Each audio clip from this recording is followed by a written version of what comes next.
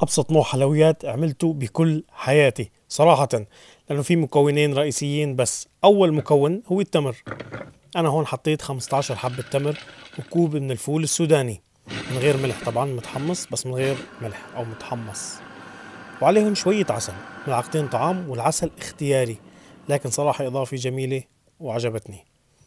بعد ما طحنتهم كتير منيح تشكلت عندي عجينة متماسكة مثل ما انتم شايفين هاي عجينة متماسكة جدا. بعدين راح جيب أي قالب سيليكون عندي، على فكرة ممكن تعملوهن دوائر يعني، لكن أنا حطيتهم بقالب سيليكون على شكل قلوب مثل ما أنتم شايفين. حطيتهم بالفريزر نص ساعة بس.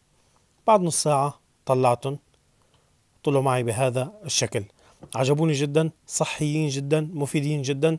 بتمنى تحفظوا الوصفة، تشاركوها، ولا تنسوا تعملوا لنا فولو. صحتين وعافية.